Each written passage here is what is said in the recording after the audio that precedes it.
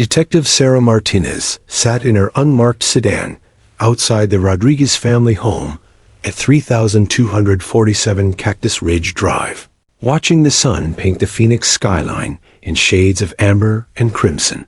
3 months, 2 weeks, and 4 days had passed since 4-year-old Emma Rodriguez vanished from this very backyard, and Sarah could recite every detail of that horrific Tuesday morning as if it had happened yesterday. The case file on her passenger seat had grown thick with witness statements, forensic reports, and dead-end leads. Sarah's weathered hands trembled slightly as she opened it once more, her coffee growing cold in the cup holder. The first photograph still made her stomach lurch. Emma's abandoned pink teddy bear lying on the grass next to an overturned sandbox bucket, as if the little girl had simply evaporated mid-play. Maria Rodriguez had been hanging laundry on the clothesline that morning, just 23 feet from where Emma was building sandcastles. The backyard was enclosed by a 6-foot privacy fence, with only one gate that remained locked from the inside. Maria had turned her back for maybe 90 seconds to untangle a bedsheet from the line. When she looked back, Emma was gone. The initial response had been swift and massive. Within minutes of Maria's frantic 911 call, patrol cars flooded the quiet suburban neighborhood. Officer Janet Chun was first on scene, immediately calling for additional units and establishing a perimeter. The Arizona Department of Public Safety deployed helicopters within the hour, their rotors thundering over red-tiled roofs as thermal cameras scanned the desert preserve that bordered the development. Sarah had arrived at 11:47 a.m., taking control of what would become the largest missing child investigation in Maricopa County history. The FBI's Child Abduction Rapid Deployment Team landed at Sky Harbor Airport by afternoon, bringing specialized resources and decades of experience. Agent Rebecca Foster, a legend in the Bureau's Crimes Against Children unit, worked alongside Sarah to coordinate the massive search effort. By evening, more than 800 volunteers had joined the search. Local businesses closed early so employees could help. The Phoenix Suns basketball team donated $50,000 for additional resources. Television stations interrupted regular programming, with Emma's photograph a radiant smile beneath a crown of dark curls, her favorite purple dress bright against playground equipment. Social media exploded with #FindEmma hashtags and shared posts reaching millions across the Southwest. K-9 units from 3 counties swept through the neighborhood and surrounding desert. Bloodhounds picked up Emma's scent at the backyard gate, but lost it completely at the sidewalk, as if she had been lifted into thin air. Search and rescue teams on ATVs combed hiking trails and washes for miles in every direction. Dive teams checked every retention pond and canal in a 10-mile radius. The neighborhood canvas revealed tantalizing, but ultimately useless fragments. Mrs. Patterson from across the street remembered seeing a white van parked on Saguaro Lane around 10:30 a.m., but she couldn't recall the license plate or even the make and model. 12-year-old Marcus Webb claimed he saw a man in a baseball cap walking near the elementary school, but his description was too vague to generate a useful composite sketch. Emma's father, Carlos Rodriguez, had been at work 40 miles away when his world collapsed. Security footage confirmed his presence at the construction site from 7 a.m. through 2 p.m. His alibi was ironclad, but guilt consumed him anyway. "I should have been there," he whispered repeatedly during those first agonizing days. "I should have protected my little girl." The family dynamics were complex, but showed no red flags. Carlos and Maria had been married 8 years with no history of domestic violence or substance abuse. Their 3-year-old son, Tommy, adored his big sister, following her around like a devoted puppy. Extended family members were thoroughly investigated and cleared. The Rodriguez family was simply ordinary people thrust into extraordinary nightmare. As days turned to weeks, the investigation followed every possible lead down rabbit holes that led nowhere. A tip about Emma being spotted at a Phoenix mall brought dozens of agents rushing across the city, only to find a case of mistaken identity. Anonymous letters claiming knowledge of Emma's whereabouts proved to be cruel hoaxes. Psychics emerged from every corner of the internet, offering visions that wasted precious time and resources. The media attention was both blessing and curse. Nancy Grace devoted entire shows to Emma's disappearance, keeping the story in national headlines. But the constant scrutiny took its toll on the family. Reporters camped outside their home, shouting questions whenever they appeared. Online conspiracy theories sprouted like desert weeds, with armchair detectives accusing everyone from the mailman to the parish priest. Sarah had worked hundreds of cases in her 20-year career, but Emma Rodriguez haunted her nights.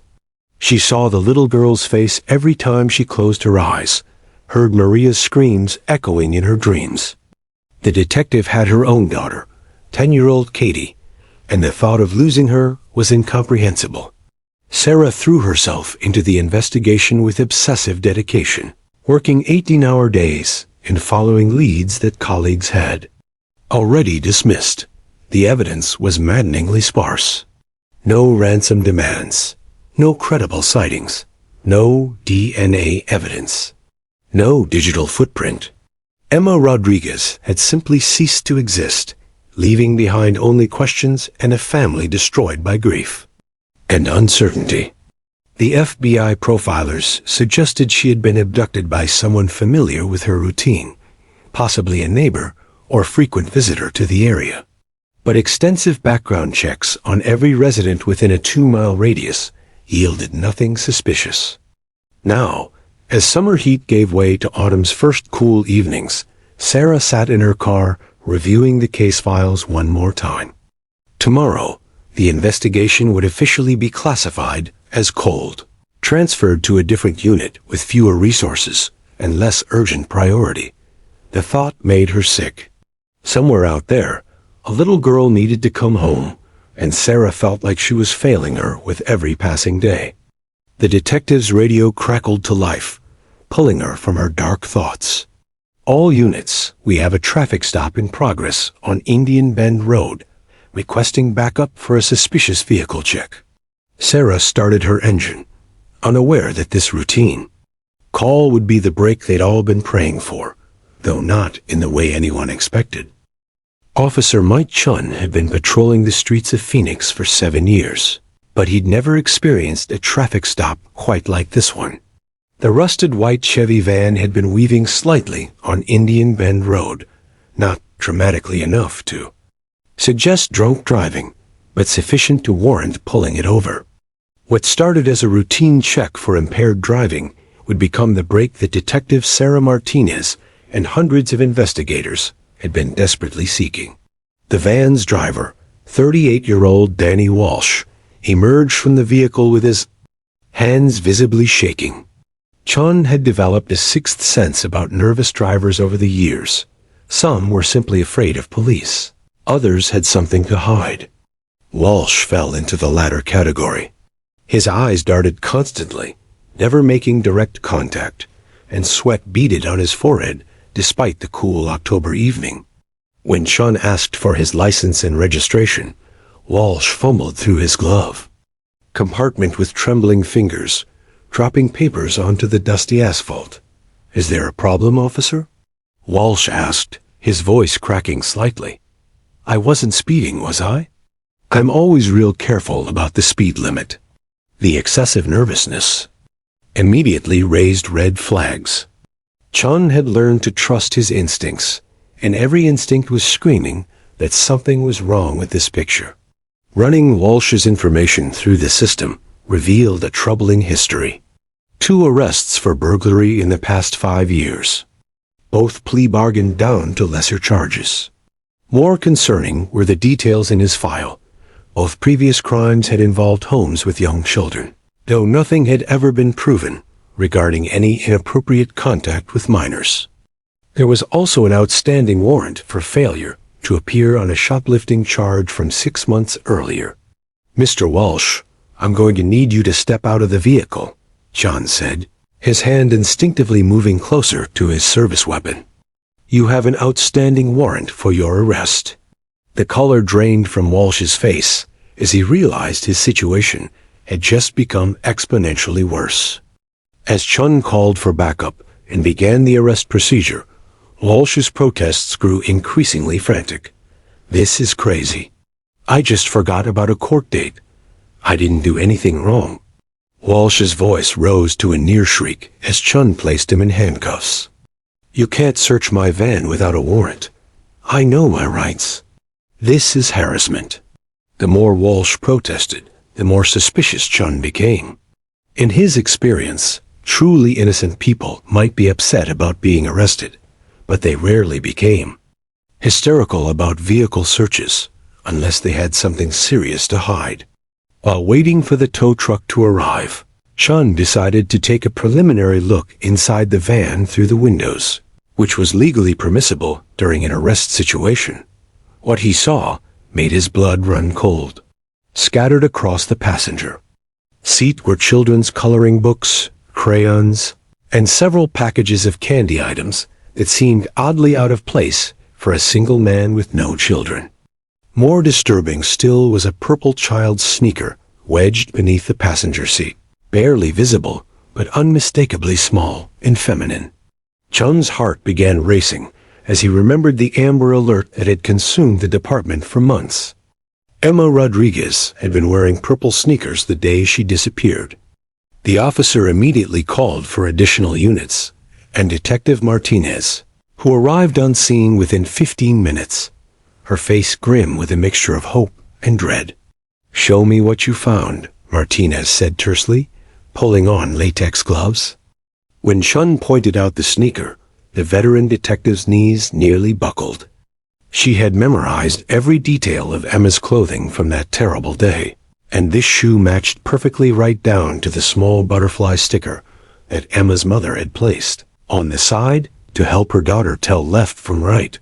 The discovery of the sneaker provided probable cause for a comprehensive search of both the vehicle and Walsh's property. Within 2 hours, SWAT teams had surrounded Walsh's rundown trailer home in a desert lot 15 miles outside the city. The double-wide mobile home sat isolated among scrub brush and discarded auto parts, the perfect location for someone who wanted to avoid nosy neighbors.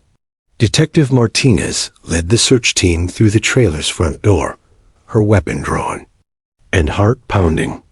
The interior was a disturbing shrine to childhood Disney movies stacked on shelves, stuffed animals arranged on a sagging couch, and dozens of photographs of local playgrounds and elementary schools taped to the walls. But the most horrifying discovery came when they pried up the loose floorboards in the master bedroom. Hidden beneath the trailer's subflooring was a collection that made even seasoned investigators feel sick. Emma's torn purple dress, carefully folded and placed in a plastic bag. A lock of dark hair tied with a pink ribbon that matched the one Maria Rodriguez remembered fastening in her daughter's hair that morning. Most damning of all was a composition notebook filled with Walsh's handwriting, documenting his obsession with local children, including detailed notes about Emma's daily routines, her favorite playground, and the times when she played alone in her backyard. The notebook's entries painted a picture of a predator who had been watching the Rodriguez family for months, learning their patterns, and waiting for the perfect opportunity. One entry, dated just 3 days before Emma's disappearance, read, "Little girl with curly hair plays alone Tuesday mornings while mother hangs laundry. Fence is easy to climb. No dog to bark warning." When confronted with the evidence, Walsh's demeanor completely changed. The nervous, sweating man who had been pulled over for erratic driving transformed into something cold and calculating. "I want a lawyer," he said flatly, his eyes now meeting the detective's gaze with disturbing confidence. "And I'm not saying another word until I get one." As Walsh was processed into the Maricopa County Jail, Detective Martinez felt a mixture of relief and frustration. They had caught Emma's abductor. The evidence was overwhelming. But the one question that mattered most to the Rodriguez family remained unanswered. Where was Emma? Walsh wasn't talking, and despite extensive searches of his property and the surrounding desert, the little girl's body had not been found. The arrest made national headlines within hours. Suspect arrested in Emma Rodriguez case scrolled across every news channel as reporters descended on Phoenix once again. But for Detective Martinez, the celebration would have to wait. Until Emma came home, the job wasn't finished. The small conference room at the Maricopa County Attorney's office felt suffocating as District Attorney Rebecca Chun stared at the case file spread before her. Danny Walsh sat in county lockup, his bail denied, while prosecutors faced an uncomfortable truth.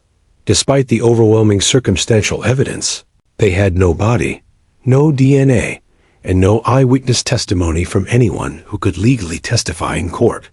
Anyone, that is, except for 3-year-old Tommy Rodriguez. Child psychologist Dr. Lisa Park had been working with traumatized children for 15 years.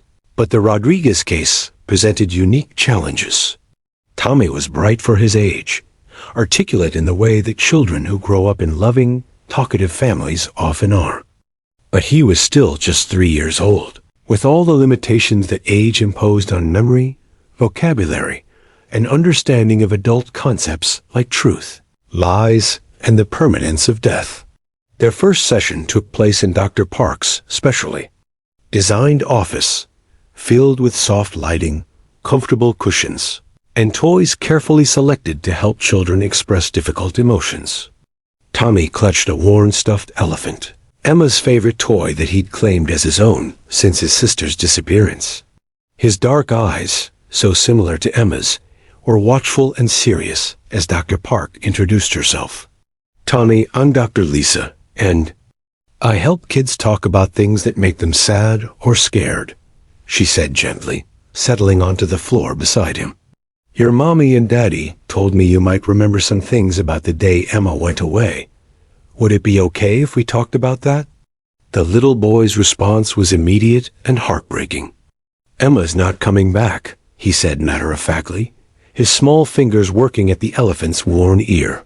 "Mommy cries all the time now. Daddy doesn't laugh anymore." The clinical notes would later describe Tommy as displaying unusual emotional maturity and awareness of family distress patterns consistent with trauma exposure in young children. Over the following weeks, Dr. Park employed every technique in her arsenal to help Tommy access his memories of that Tuesday morning. Play therapy with dolls representing his family members. Art therapy where he drew pictures with crayons, his small hands creating stick figures that told a story adults were desperate to understand. Sand tray therapy, where he built and rebuilt scenes from his backyard, sometimes including a figure he called the Scary Man. The breakthrough came during their 4th session. Tommy was playing with action figures when he suddenly stopped and looked directly at Dr. Park. "The man talked to Emma by the fence," he said clearly. "She didn't want to go. She was crying." Dr. Park's pulse quickened, but she maintained her calm, professional demeanor. "Can you tell me more about the man, Tommy? What did he look like?" she asked gently, not wanting to lead him, but needing more details. Tommy's brow furrowed in concentration. "He had a hat, like Daddy's baseball hat, but different color. And he smelled funny, like the gas station." His description was frustratingly vague, but consistent with what little physical evidence they had. Walsh worked as a mechanic and would certainly smell of gasoline and motor oil. But the defense team, led by the formidable Robert Kane, was already preparing to demolish any testimony from a 3-year-old. Kane had built his reputation on high-profile criminal cases, and he wasn't about to let his client go down based on a toddler's potentially coached memories. During the pretrial hearings, he argued passionately before Judge Patricia Williams. "Your Honor, the prosecution is asking this court to accept testimony from a child who still believes in Santa Claus and the Tooth Fairy. Cain declared, his voice filled with righteous indignation. 3-year-olds are notoriously unreliable witnesses. Their memories are malleable, their understanding of reality is fluid, and they're extremely susceptible to suggestion from adults. This isn't justice. It's a desperate attempt to convict an innocent man based on a child's fantasy. Prosecutor Janet Torres countered with equal passion. Tommy Rodriguez is the only witness to his sister's abduction. Yes, he's young, but children can and do provide reliable testimony when proper protocols are followed. Dr. Park's evaluations show Tommy has an excellent memory for his age, can distinguish between truth and lies, and his account has remained consistent through multiple interviews. We cannot let his age prevent him from seeking justice for his sister. The legal precedents were mixed. Some courts had allowed children as young as 4 to testify in criminal cases, particularly in abuse situations where they were the only witnesses. But 3 years old was pushing the absolute lower boundary of competency. Judge Williams spent weeks reviewing case law, consulting with child development experts, and agonizing over a decision that could determine whether Emma's killer faced justice. Meanwhile, the pressure on Tommy was immense, though the adults tried to shield him from it. Media outlets debated the ethics of using such a young witness. Child advocacy groups were divided, some arguing that children had the right to be heard in court, others insisting that forcing a traumatized 3-year-old to testify was a form of abuse itself. The Rodriguez family was torn apart by the decision. Maria wanted Tommy to testify, believing her daughter deserved justice no matter the cost. Carlos worried about the psychological damage to his surviving child. He's already lost his sister, Carlos told Dr. Park during a family session. What if testifying destroys him too? What if he can't handle the pressure? What if the defense attorney tears him apart on cross-examination? Dr. Park's final evaluation was comprehensive and sobering. Tommy showed signs of post-traumatic stress nightmares, bedwetting, and anxiety around strangers. But he also demonstrated remarkable resilience and a clear understanding of what had happened to his sister. Her report concluded, while Tommy Rodriguez presents as younger than his chronological age, in some developmental areas, his memory of the traumatic event appears intact and reliable. With appropriate courtroom accommodations, he could provide meaningful testimony. However, the psychological risks to the child are significant and must be carefully weighed against the potential benefits to the judicial process. The final hearing on Tommy's competency packed the courtroom with reporters, legal scholars, and child advocates. Judge Williams listened to hours of expert testimony about child development, memory formation, and the reliability of young witnesses. Dr. Park testified about her sessions with Tommy, carefully avoiding leading questions about the specific content of his memories. When she finally rendered her decision, Judge Williams' voice was heavy with the weight of responsibility. This court finds that Tommy Rodriguez, while very young, demonstrates sufficient cognitive ability and memory retention to provide testimony in this case. However, this testimony will be allowed only with extensive accommodations designed to protect the child's well-being while ensuring the defendant receives a fair trial. The courtroom erupted in a mixture of cheers and protests, but Judge Williams wasn't finished. Let me be clear, this decision is not made lightly. The court will closely monitor this child's emotional state throughout the proceedings. If at any point his welfare appears to be compromised, his testimony will be terminated immediately, regardless of the impact on the prosecution's case. As the gavel fell, Dr. Park looked at the Rodriguez family and felt a chill of foreboding. They had won the right to put Tommy on the witness stand, but at what cost? And what would happen when a 3-year-old boy's words came face to face with a defense attorney determined to prove his innocence by destroying a child's credibility? The transformation of Courtroom 4A in the Maricopa County Superior Court. Building was unlike anything the veteran staff had ever witnessed. Judge Patricia Williams had ordered extensive modifications to accommodate the most unusual witness in Arizona legal history, and the results were both heartbreaking and hopeful. Gone were the intimidating dark wood panels, replaced with soft pastels and child-friendly murals. A specially designed witness chair, painted bright blue with cushioned armrests, sat at child height beside the judge's bench. Stuffed animals lined a corner of the room, and a small table held coloring books and crayons, should Tommy need a break from the intensity of testimony. Dr. Lisa Park worked around the clock to prepare Tommy for the ordeal ahead. Their sessions had moved from her comfortable office to a mock courtroom at the county's Victim Services Center, where Tommy could practice sitting in a witness chair and answering questions from adults in formal clothing. The 3-year-old struggled with the concept of cross-examination, unable to understand why some adults would try to make him say things that weren't true. Why would the man's helper want to trick me? Tommy asked during one particularly difficult preparation session. He was referring to defense attorney Robert Kane, whom Dr. Park had carefully explained would ask Tommy questions after the prosecutor finished. I'm telling the truth about the scary man. Emma really did go away. Dr. Park's heart ached as she tried to explain the adversarial legal system to a child who still believed the world was fundamentally fair. Some people have different jobs in the courtroom. Tommy, the man's helper, has to ask you questions to make sure you really remember what happened. It's not that he doesn't believe you. It's just his job to ask lots of questions. Meanwhile, prosecutor Janet Torres was facing the case of her career. A 20-year veteran of the district attorney's office, she had handled dozens of child abuse cases, but never one where the entire prosecution hinged on testimony from someone who hadn't even started preschool.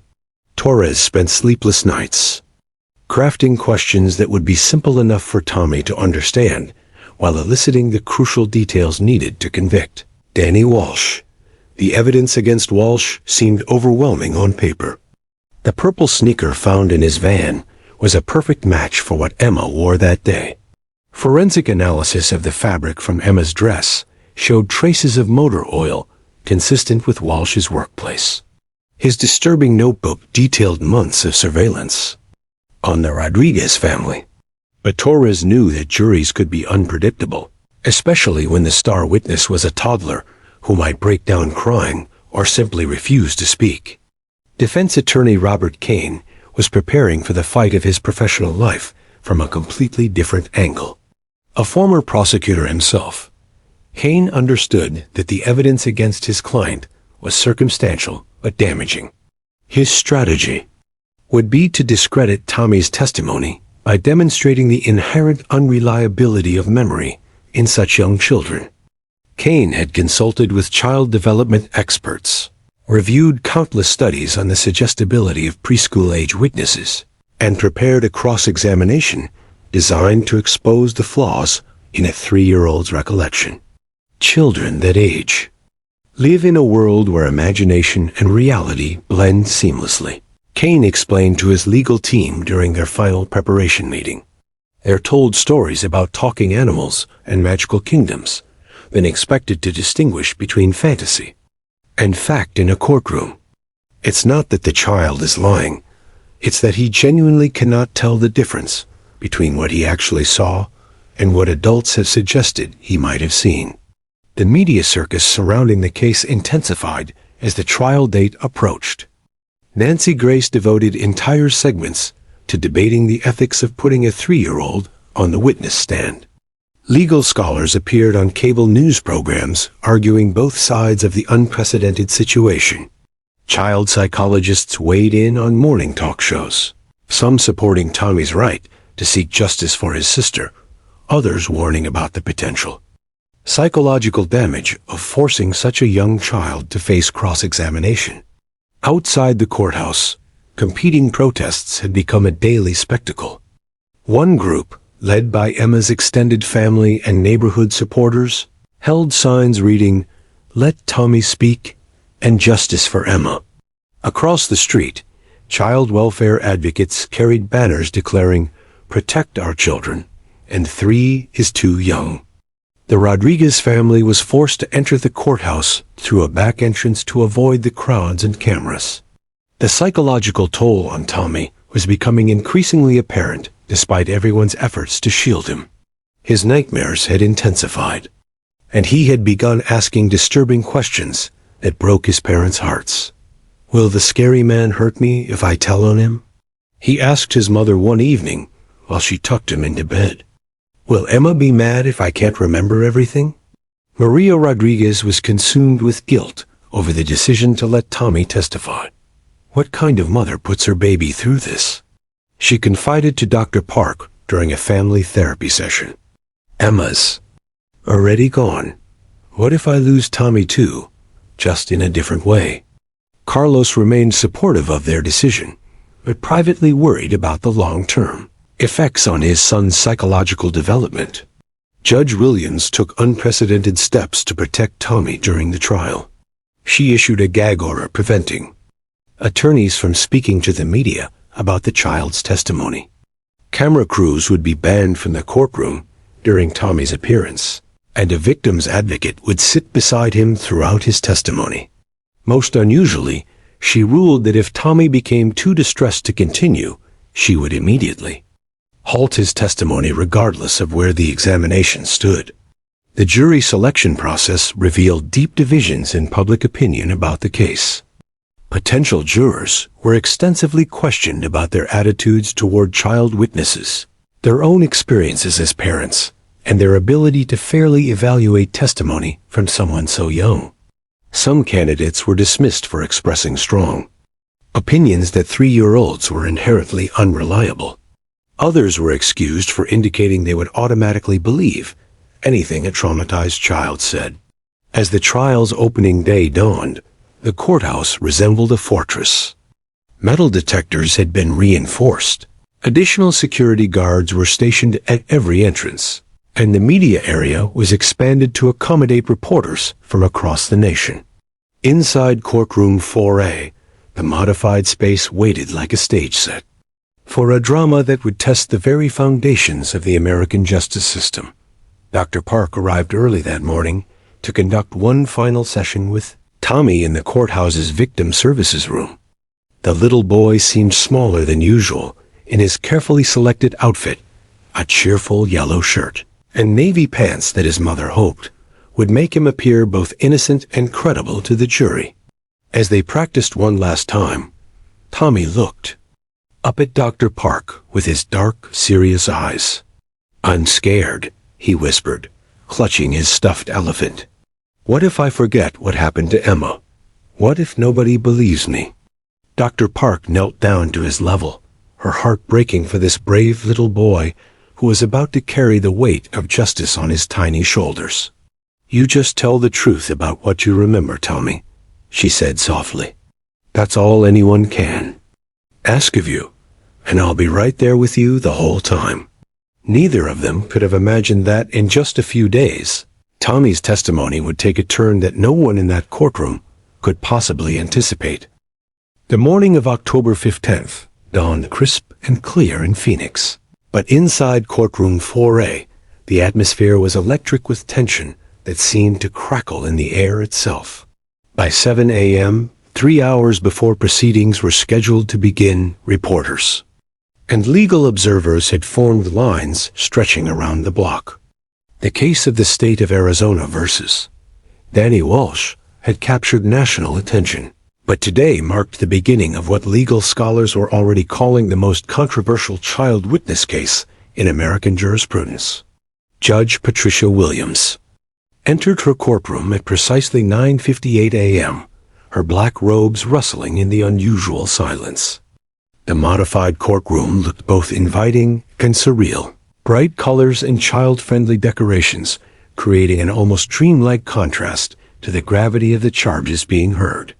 Danny Walsh sat at the defense table in an ill-fitting gray suit, his hands folded but visibly trembling. His eyes darted nervously between the jury box and the specially designed witness chair that everyone knew would soon hold a 3-year-old boy whose words could determine his fate. The jury that had been selected after 2 weeks of intensive voir dire represented a cross-section of Maricopa County residents, each having sworn they could fairly evaluate testimony from a toddler. Juror number 7, Maria Santos, was a grandmother of 5 who had initially been skeptical about child witnesses, but ultimately convinced herself that truth could come from any source.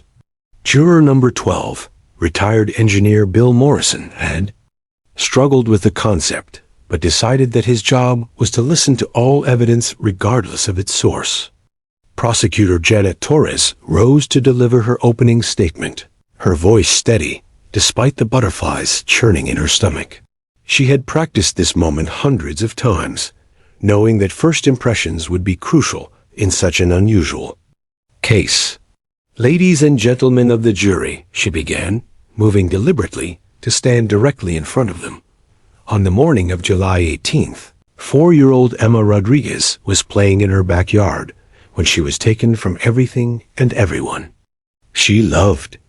The evidence will show that the defendant, Danny Walsh, had been watching Emma and her family for months, learning their routines, waiting for the perfect moment to strike. Torres methodically laid out the prosecution's case like pieces of a puzzle clicking into place. The surveillance notes found in Walsh's trailer, written in his own handwriting, and documenting Emma's daily activities with chilling precision. The physical evidence, Emma's purple sneaker wedged under his van's passenger seat, her torn dress hidden beneath his floorboards, the lock of hair that DNA analysis confirmed belonged to the missing child.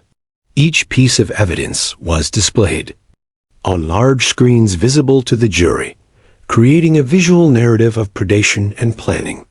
"The defendant may not have intended for anyone to witness his crime," Torres continued, her voice building to a powerful crescendo, "but someone did. See what happened that morning. Emma's little brother Tommy was playing nearby when the defendant approached the backyard fence. Tommy saw the man who took his sister. Tommy heard Emma's cries for help. And Tommy will tell you, in his own words, exactly what he witnessed on that terrible day." The prosecutor's opening painted a picture of a methodical predator who had made one crucial mistake, failing to notice that his victim's 3-year-old brother was watching from behind a sandbox. She concluded by addressing the elephant in the room directly. "You will be asked to consider testimony from a very young witness. I ask only that you listen to Tommy Rodriguez with the same careful attention you would give any witness, because the truth doesn't become less true simply because it comes from the mouth of a child."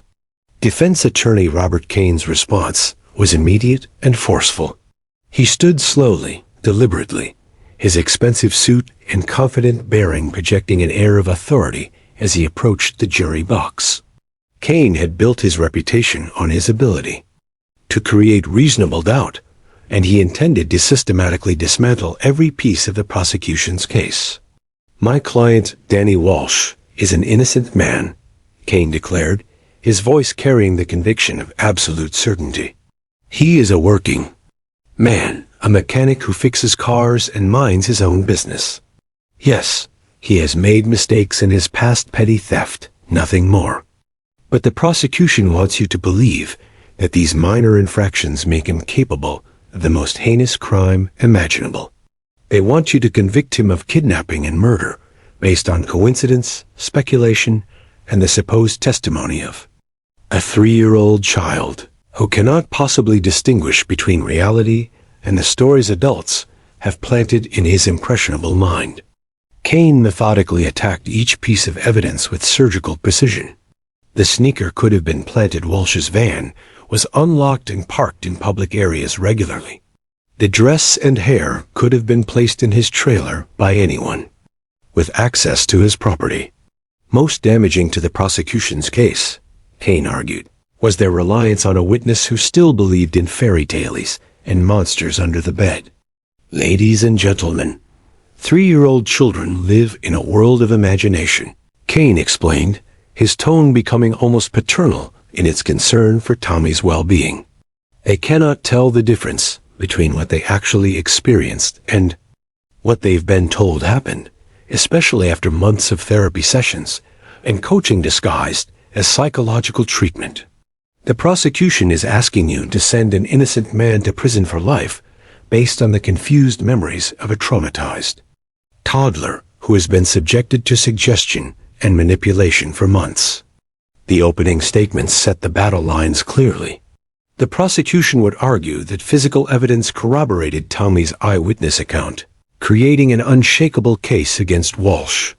The defense would contend that the evidence was planted or coincidental, while Tommy's testimony was the unreliable product of a child's imagination enhanced by adult manipulation. As the first witness was called, Detective Sarah Martinez took the stand to begin the prosecution's methodical presentation of their case. Her testimony about the initial investigation was compelling and thorough, describing the massive search effort and the devastating impact on Emma's family. She detailed the discovery of Walsh's van, the evidence found in his possession, and the disturbing contents of his surveillance notebook. Under cross-examination, Kane hammered at the lack of DNA evidence directly linking Walsh to Emma's disappearance. Detective Martinez, in all your searching of my client's property, you found no blood evidence, no DNA matches, no fingerprints on the alleged victim's clothing. Is that correct? Martinez was forced to admit that while circumstantial evidence was strong, direct physical evidence connecting Walsh to the actual crime was limited. The prosecution's case continued with forensic experts, FBI analysts, and neighbors who testified about seeing Walsh's van in the area. Each witness added another brick to the wall of evidence, but Kane chipped away relentlessly, creating small doubts that he hoped would aggregate into reasonable doubt in the jury's collective mind. As the third day of testimony concluded, everyone in the courtroom knew they were building toward the moment that would define the entire case. Tommy Rodriguez was scheduled to testify the following morning, and the tension was palpable. Media speculation reached fever pitch, with legal experts debating whether a 3-year-old's words could truly carry the weight of justice. That evening, Dr. Lisa Park conducted one final preparation session with Tommy in the courthouse's victim services room. The little boy seemed even smaller than usual, overwhelmed by the gravity of what lay ahead. "Will Emma come home if I tell the truth?" he asked innocently, breaking Dr. Park's heart with his assumption that justice could somehow reverse tragedy. "You just remember what you saw, Tommy," she whispered, holding him close. "That's all anyone can ask." Neither of them could have imagined that within 24 hours, Tommy's testimony would expose a truth so shocking that it would not only free an innocent man, but reveal a tragedy far different from anything anyone had imagined. The morning of October 18th arrived with an unseasonable chill that seemed to seep into the very bones of everyone gathered at the Maricopa County Superior Court. Today, 3-year-old Tommy Rodriguez would take the witness stand in what had become the most closely watched trial in Arizona history. By 6 a.m., news vans lined the streets for blocks in every direction, their satellite dishes reaching toward the sky like mechanical flowers seeking sunlight. Inside the courthouse, security had been tripled, and metal detectors hummed constantly as reporters, legal observers, and curious citizens filed through in carefully controlled groups. Dr. Lisa Park arrived at the courthouse before dawn, her stomach churning with anxiety that had kept her awake most of the night. In the victim services room, she found Tommy sitting quietly with his parents, clutching his worn stuffed elephant and wearing the bright blue shirt his mother had carefully selected to make him appear both innocent and credible. The little boy's dark eyes held a gravity that no 3-year-old should possess, the weight of tragedy having aged him beyond his years in ways that broke Dr. Park's professional composure. "Are you ready to tell the nice people what you remember about Emma?" Dr. Park asked gently, kneeling to Tommy's eye level. The boy nodded solemnly, though his small hand gripped the elephant tighter. Maria Rodriguez fought back tears as she smoothed her son's hair one final time before court officers arrived to escort them to the courtroom. Judge Patricia Williams had cleared the gallery of all but essential personnel, leaving only the jury, attorneys, court staff, and a handful of family members in the modified courtroom. The absence of the usual crowd made the space feel almost intimate, though the weight of expectation remained crushing. Danny Walsh sat frozen at the defense table, his face pale and drawn as he watched the little boy who might determine his fate enter the room. Tommy Rodriguez walked into courtroom 4, holding Dr. Park's hand, his small sneakers squeaking slightly on the polished floor. The sight of this tiny child in the formal legal setting created a surreal moment that several jurors would later describe as heartbreaking. Court reporter Susan Chun, a 20-year veteran who had transcribed thousands of testimonies, found herself blinking back tears as she prepared to record the words of the youngest witness in her career. The specially designed witness chair had been adjusted to Tommy's height, complete with a booster seat and armrests scaled to his small frame. A colorful step stool helped him climb up, and Dr. Park positioned herself in a chair nearby, where Tommy could see her clearly. Judge Williams spoke in the gentlest tone anyone had ever heard her use in court. "Tommy, my name is Judge Williams, and I'm going to ask you some questions, okay?" She began, her voice warm and reassuring. "Do you know the difference between telling the truth and telling a lie?" The courtroom held its collective breath as Tommy nodded and whispered a barely audible yes. "If I said your shirt was red, would that be the truth or a lie?" Judge Williams continued, establishing Tommy's competency with questions the defense couldn't object to. "A lie," Tommy replied more clearly, pointing to his blue shirt. "My shirt is blue like the sky." Several jurors smiled despite the gravity of the situation, charmed by the child's innocent directness. Prosecutor Janet Torres approached the witness stand with careful, measured steps. She had practiced this moment countless times, knowing that her entire case hinged on the next 30 minutes. "Hi, Tommy," she said softly. "I'm Ms. Torres, and I'd like to ask you about your sister Emma. Is that okay?" Tommy nodded, his grip on the stuffed elephant loosening slightly as Torres' gentle manner put him somewhat at ease. The questioning began with simple, safe topics. Tommy's age, his favorite toys, what he liked to eat for breakfast. Torres masterfully built rapport while demonstrating to the jury that despite his youth, Tommy could provide clear, consistent answers. Gradually, almost imperceptibly, she steered the conversation toward that terrible July morning. "Tommy, do you remember the day when Emma went away?" Torres asked, her voice maintaining its gentle tone despite the crucial nature of the question. The little boy's demeanor immediately changed. His shoulders hunched slightly, and he hugged the elephant closer to his chest. "Emma didn't come back," he said quietly, his voice barely carrying to the jury box. "Can you tell me what you remember about that morning? Were you playing outside?" Torres continued, each question carefully crafted to avoid leading the witness, while encouraging him to share his memories.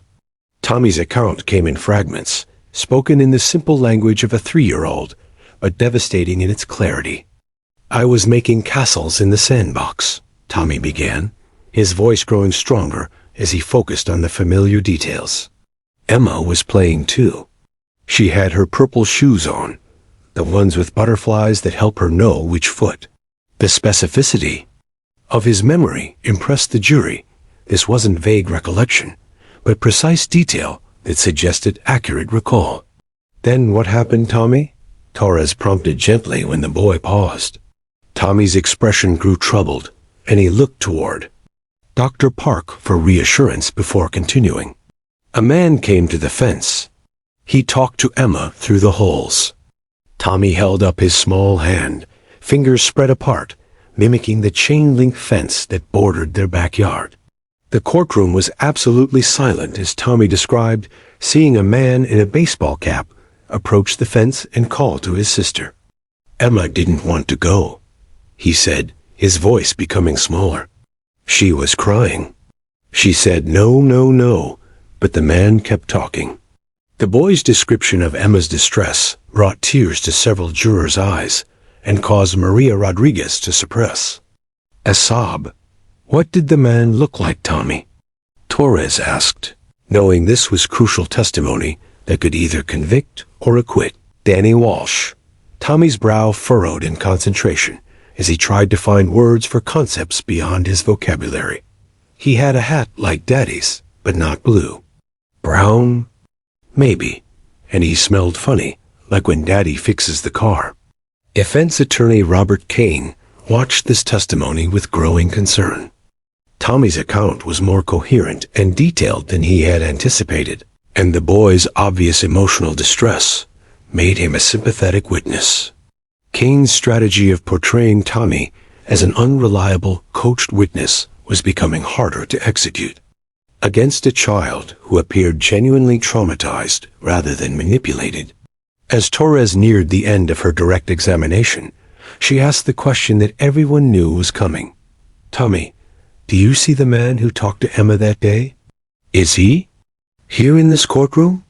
The tension was unbearable as every person present waited for the little boy's response. Tommy's eyes slowly scanned the courtroom, moving from face to face with careful deliberation that seemed far beyond his years. But then something unexpected happened. Instead of pointing toward the defendant's table, where Danny Walsh sat frozen with fear, Tommy's gaze shifted toward the back corner of the courtroom. His face suddenly transformed, lighting up with joy and recognition that stunned everyone present. He began pointing excitedly, not at Walsh, but at something else entirely. "Rex!" Tommy shouted, his small voice filled with pure delight as he tried to climb down from the witness chair. "Rex, you came back!" Every head in the courtroom turned to see what had captured the child's attention, and what they saw would change. Everything they thought they knew about Emma Rodriguez's disappearance, and the man sitting trial for her murder. The silence that followed Tommy's joyful outburst was so complete that the hum of the air conditioning system sounded like a roar. Every person in courtroom 4A turned in unison toward the back corner where the 3-year-old was pointing with uncontainable excitement. There, sitting calmly beside Officer Jake Morrison, was Rex, a magnificent German Shepherd Police K9, whose presence in the courtroom had been arranged as a precautionary measure in case crowd control became necessary during such an emotionally charged trial. "Rex, my Rex!" Tommy cried again, his small body practically vibrating with joy as he struggled against Dr. Park's gentle restraint. The stuffed elephant tumbled to the floor, forgotten in his desperate attempt to reach the dog. Tears streamed down his face, not tears of sadness or fear, but of pure, unbridled happiness at seeing what he clearly believed was a beloved friend returned from the dead. Prosecutor Janet Torres felt the blood drain from her face as the implications of Tommy's reaction began to crystallize. This wasn't the identification she had expected, hoped for, or prepared for. The child wasn't pointing at Danny Walsh, who sat frozen at the defense table with a mixture of confusion and dawning hope on his face. Tommy was pointing at a police dog with a kind of recognition that spoke of deep, personal connection. Judge Patricia Williams was the first to recover from the shock. Her 25 years on the bench had taught her to expect the unexpected, but nothing had prepared her for this moment. "Bailiff Morrison," she said carefully, her voice cutting through the stunned silence. "Please approach the bench with your K9 partner. Mr. Torres, Miss Kane, I need to see you in my chambers immediately. The jury will be excused for an extended recess." As the confused jurors filed out, whispering among themselves about what they had just witnessed, Tommy continued his attempts to reach Rex, the German Shepherd trained to remain calm in chaotic situations, watched the child with alert but gentle eyes, his tail giving the slightest wag, a response that suggested familiarity rather than simple canine friendliness toward children. Dr. Park knelt beside Tommy, her mind racing as she tried to process what was happening. "Tommy, sweetheart, do you know that dog? Have you seen him before?" The boy nodded emphatically, wiping his tears with the back of his small hand. "That's Rex. He used to live with us. He slept in my bed and Emma's bed." Tommy's explanation came in the excited rush of a child sharing wonderful news. "Mommy said he had to go away because we moved to the new house, but I knew he would come back. I drew pictures of him every day." The revelation hit the courtroom like a physical blow. Maria Rodriguez, who had been sitting in the gallery, let out a gasp that echoed off the modified walls. Carlos Rodriguez grabbed his wife's hand as understanding dawned on both parents simultaneously. 6 months before Emma's disappearance, they had been forced to surrender their beloved family dog to the county animal shelter when their new landlord refused to allow pets in their financial situation, made finding pet-friendly housing impossible. Officer Morrison, a 15-year veteran of the K-9 unit, stepped forward with Rex at his side. The dog's ears had perked up at Tommy's voice, and his professional training warred visibly with what appeared to be recognition of the child. "Ma'am," Morrison addressed Judge Williams, his voice uncertain. "Rex came to our unit about 8 months ago from the county shelter. His previous owners had to surrender him due to housing issues." In the judge's chambers, the atmosphere was electric with tension and disbelief. Torres paced the small space like a caged animal, her carefully constructed case crumbling around her. "This can't be happening," she muttered, running her hands through her hair. 8 months of preparation. All our evidence against Walsh... Defense attorney Robert Kane, meanwhile, was experiencing the kind of vindication that defense lawyers dream about, but rarely experience so dramatically. "Your Honor," he said, struggling to keep the triumph out of his voice, "I think it's clear that we need to investigate this connection immediately. If that dog belonged to the Rodriguez family, it completely changes our understanding of what happened to Emma." Judge Williams was already reaching for her phone to call the sheriff's department. "I'm ordering an immediate investigation into the background of this K-9 unit dog. Court is recessed indefinitely until we can determine the facts."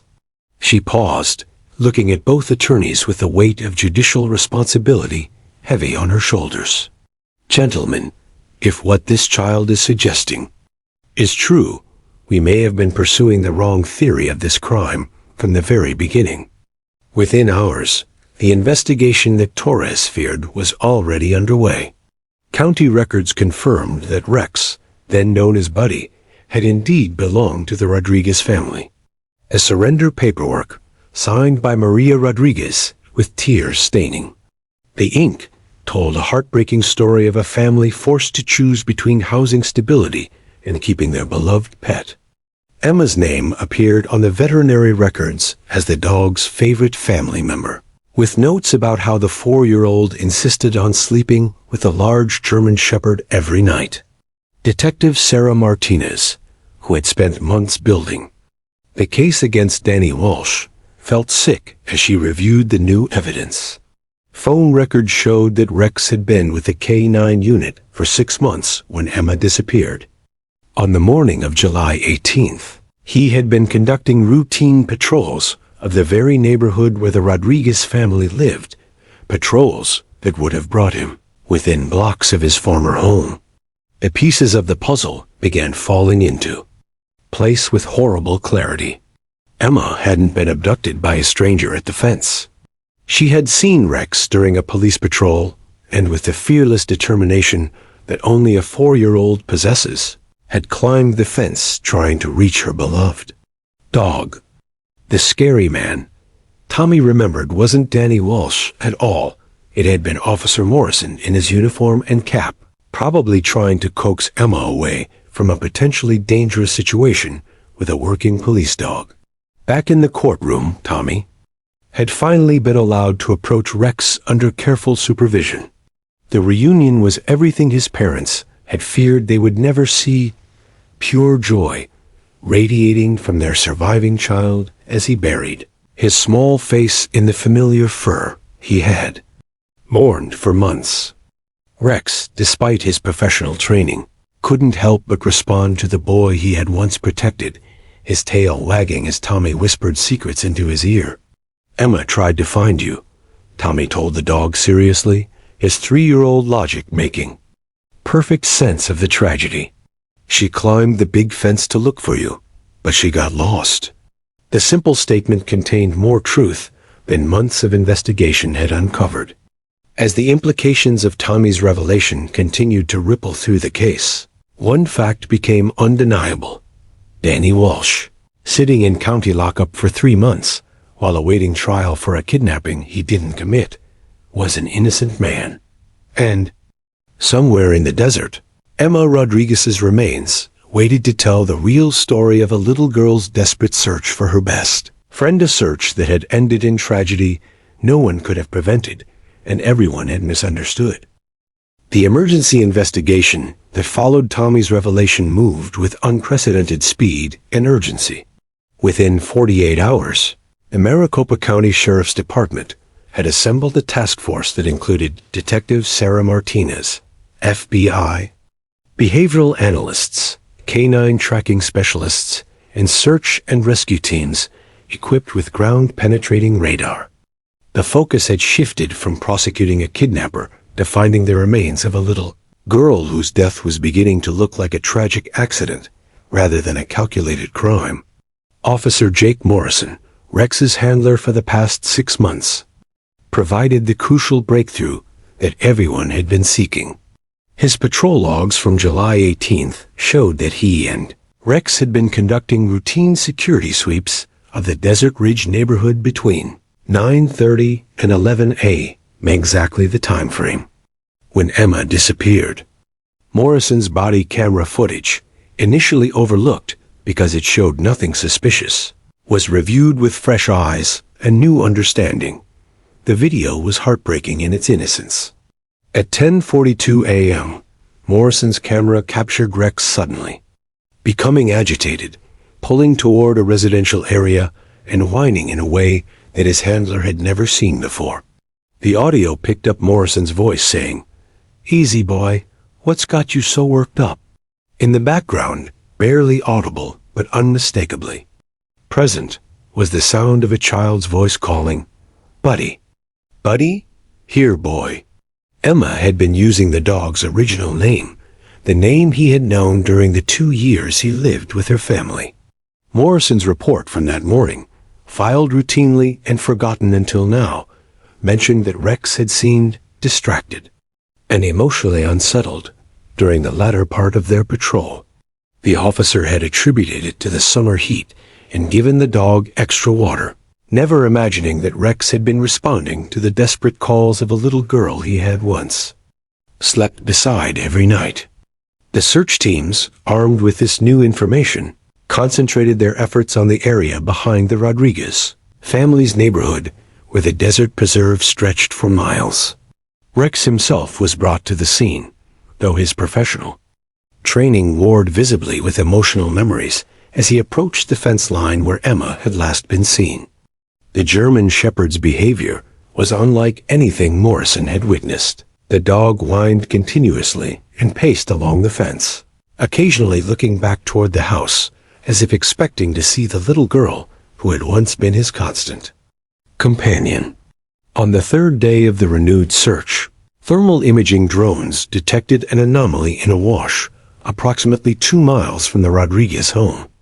The location was consistent with flash flood patterns from the monsoon storms that had struck Phoenix just days after Emma's disappearance. Search and rescue teams rappelled into the rocky canyon, their hearts heavy with the knowledge of what they were likely to find. Emma Rodriguez was discovered in a natural shelter formed by fallen boulders, her small body preserved by the dry desert air, and protected from scavengers by the rock formation. She was still wearing her purple butterfly shoes and clutching a small piece of fabric that DNA analysis would later confirm came from Rex's collar, evidence that she had indeed made contact with her beloved dog before tragedy struck. The medical examiner's report painted a picture that was both heartbreaking and conclusive.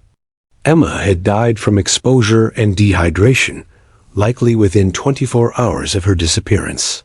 There were no signs of violence, no evidence of assault or abuse. She had simply gotten lost in the vast desert while trying to reach the dog she loved, fallen into the wash system during her search, and been unable to find her way back to safety. The monsoon rains that followed had washed away any scent trail that might have led searchers to her location. Meanwhile, the evidence against Danny Walsh crumbled under scrutiny that should have been applied months earlier. The purple sneaker found in his van had been planted there by Walsh's neighbor, Gerald Hoffman, a man consumed by vigilante justice and convinced that someone needed to pay for Emma's disappearance. Hoffman's own security cameras, which he had forgotten existed, showed him placing the shoe in Walsh's unlocked vehicle 3 days after the initial search. The dress and hair found in Walsh's trailer had been placed there by the same man, who had been collecting evidence from the Rodriguez family's trash in a misguided attempt to solve the case himself.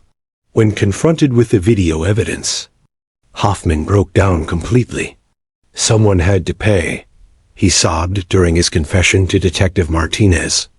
That little girl deserved justice, and the police weren't finding anyone. I knew Walsh was a criminal. I'd seen him stealing things from construction sites. It seemed obvious that he was guilty of something worse. The revelation of evidence tampering sent shockwaves through the legal community. Danny Walsh, who had spent 4 months in county lockup awaiting trial for a crime he didn't commit, was released with a formal apology from the district attorney's office. The wrongfully accused man emerged from jail, a broken shadow of his former self, his reputation destroyed, and his faith in the justice system shattered beyond repair. The Rodriguez family's reaction to the truth was complex and devastating. The knowledge that Emma had died trying to reach Rex, that her death was the result of love rather than evil, provided a strange kind of comfort mixed with unbearable guilt. Maria Rodriguez blamed herself for surrendering the dog, while Carlos agonized over not making their new fence higher.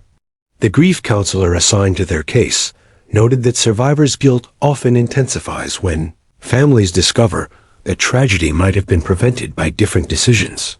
Tommy Rodriguez, too, young to fully understand the legal complexities of what had transpired, focused on the reunion that mattered most to him. Judge Williams, in an unprecedented gesture of compassion, ruled that Rex could visit the Rodriguez family regularly while remaining in active service with the K-9 unit. The first supervised visit took place in the courthouse's garden area, where Tommy spent an hour telling Rex all the stories he had saved up during their separation.